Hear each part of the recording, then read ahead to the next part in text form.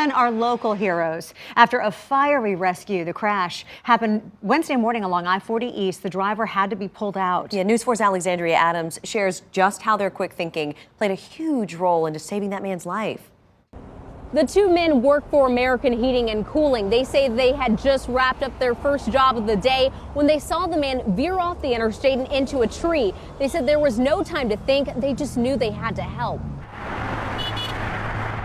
As soon as I see him go off the road, I thought he was coming to a stop, but he didn't. He never slowed down. He didn't try to turn or anything. He just went straight into a tree. Alex and Lauren sprung into action. We figured we had to get the guy out of the car as fast as we could. We ran up. There was kind of a branch stuck by the door. It was hard to open. Alex here yanked the door open and held it while I took his seatbelt off and got him out of the car. He was having a seizure when we walked up. You can see just how badly charred the front of the car is. They admit it was a terrifying ordeal. It was scary because when we pulled him out, he was laying on the ground. He was throwing up blood, and there was a lot of just, it was scary to think that, he could be really injured. He could die right now.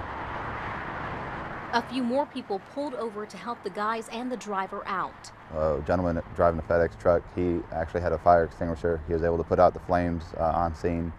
And another woman named Lindsay, she was out there. She was helping us keep the gentleman calm. The two now just want to know how the driver of the car is doing.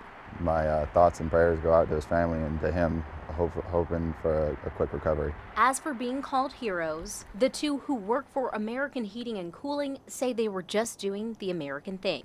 We're not doing it for the recognition. We're just happy that we were there and we were able to help, and we're just doing what we think or we would hope somebody else would do for us. Would you do it again? Of course. Absolutely. Without a doubt. In Nashville, Alexandria Adams, News 4.